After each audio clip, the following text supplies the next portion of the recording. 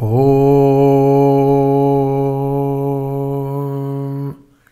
Sahana Namasté, bonjour, Bhavatu je m'appelle Philippe. J'ai créé ce podcast pour Sahana partager avec vous certaines pépites de la philosophie et de la pratique du yoga, mais aussi parce que je souhaite tordre le cou à certains préjugés.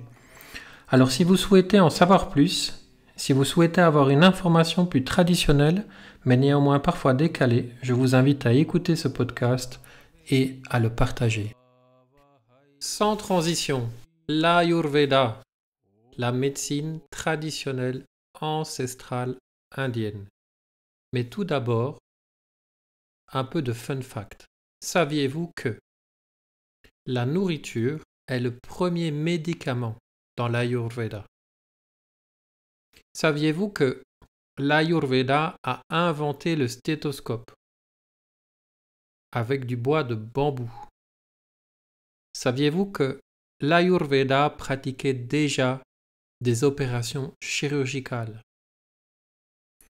Saviez-vous que l'Ayurveda pratiquait des greffes de nez pour les soldats blessés? Saviez-vous que l'Ayurveda ressemblait à notre médecine d'aujourd'hui dans son articulation? Obstétrique, médecine générale, gériatrie, psychiatrie, chirurgie, ORL, pédiatrie, etc. Saviez-vous que l'Ayurveda est à l'origine de certains médicaments d'aujourd'hui? En effet, les pharmaciens occidentaux ont copié de nombreuses molécules présentes dans les plantes formant la base de remèdes traditionnels. Saviez-vous que l'Ayurveda utilise de la cendre de bois de serre brûlé comme stimulant cardiaque? Et c'est très puissant. Saviez-vous que certains médicaments prenaient plusieurs générations pour être produits tant le procédé était complexe et long? Saviez-vous que, anciennement, un praticien traditionnel pouvait, en prenant votre pouls, connaître non seulement votre rythme cardiaque, mais aussi la circulation de votre énergie, les organes sains ou malades de votre corps, ainsi que certains de vos traumas et votre structure émotionnelle? Saviez-vous que, traditionnellement, l'apprentissage de l'Ayurveda était une transmission de maître à disciple? L'Ayurveda est un des joyaux de la culture indienne ancestrale. Aujourd'hui, elle s'apprend à l'université en quelques années. Et bien que toujours profondément utile, elle a malheureusement perdu beaucoup de sa superbe. Par exemple, un médecin ayurvédique très connu et récompensé à de multiples reprises nous disait qu'aujourd'hui, plus personne ne sait lire le pouls à la manière des anciens. Aujourd'hui, l'Ayurveda est encore considéré comme une médecine valant la peine d'être pratiquée en Inde. De nombreuses personnes consultent ces docteurs pour atténuer les symptômes d'une chimio, pour traiter des infections simples comme une bronchite, un rhume, des problèmes de peau, de constipation, de diarrhée, d'insomnie, et j'en passe. J'ai d'ailleurs pu observer dans un hôpital situé dans la forêt à Goa un traitement pour les problèmes de type fracture, etc. Lorsque l'on consulte un docteur ayurvédique en Inde, il donne des conseils alimentaires, des conseils liés au style de vie et offre certains remèdes encore fabriqués aujourd'hui, des confitures de fruits, de la poudre à mélanger, de la poudre sous une forme très moderne, les pilules. La pharmacopée ayurvédique est encore très impressionnante. La beauté de ces traitements est qu'ils sont tous naturels et considérés comme étant sans effet secondaire. La toute grande majorité de ces traitements sont interdits en dehors de l'Inde et il est impossible de les importer à moins de ramener uniquement ce que le médecin vous a prescrit en très faible quantité et encore, je ne pense pas que ce soit très légal. La nourriture, comme expliqué plus haut, est le tout premier des remèdes dans l'Ayurveda traditionnel. Certains légumes indiens sont très bons pour maintenir le taux de sucre dans le sang, pour les diabétiques, comme le légume qu'on appelle okra ou lady's finger. D'autres contre l'anémie, comme les lentilles. Chaque aliment a en fait un impact unique sur nous en fonction de notre constitution personnelle. Le médecin, après avoir vérifié quelle est notre constitution, nous prescrira, entre guillemets, un certain type d'alimentation.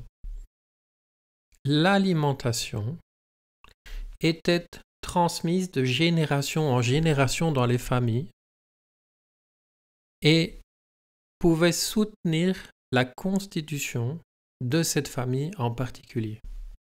Il y avait une science de la cuisine assez extraordinaire.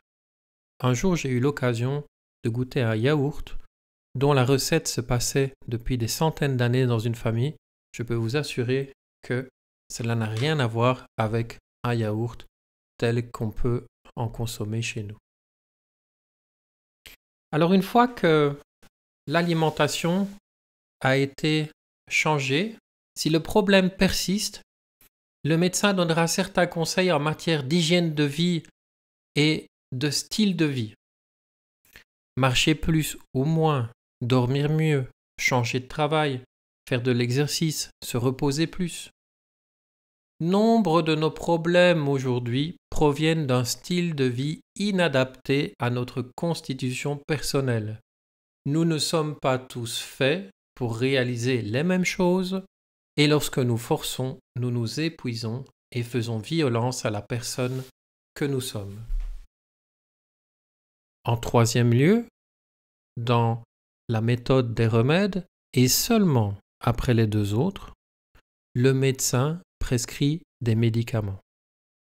L'idée étant que le corps a toutes les ressources nécessaires pour faire face à la maladie et qu'en le respectant plus grâce au style de vie et à l'alimentation, il finira par retrouver l'équilibre.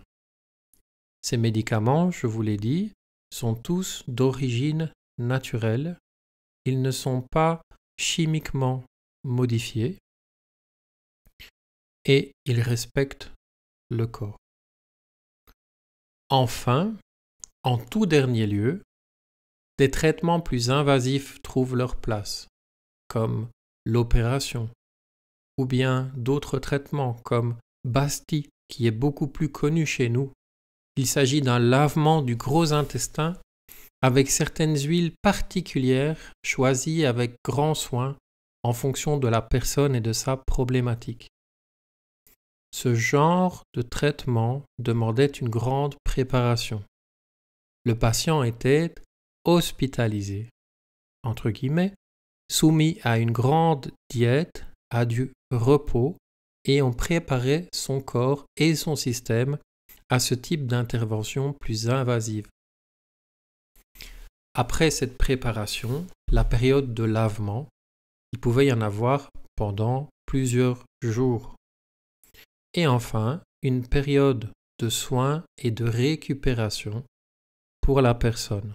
Seulement après tout cela, et sous haute surveillance, le patient quittait la clinique. Aujourd'hui, ce type de pratique en Occident est malheureusement trop rapidement prescrite par certains charlatans ayurvédiques. Lavement tous les jours avec de l'eau. Attention, ceci est dangereux pour le corps et dangereux pour la personne. Nous utilisons l'Ayurveda dans la pratique du yoga. L'Ayurveda et le yoga partagent la même philosophie, le même point de vue sur le monde. Et quelqu'un comme Krishnamacharya a réussi à intégrer de grands principes de l'Ayurveda à l'intérieur du yoga.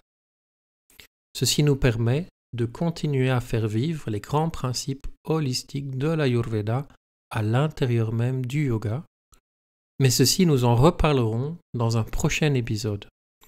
Merci d'avoir écouté.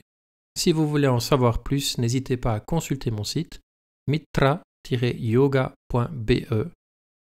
Namaste. Om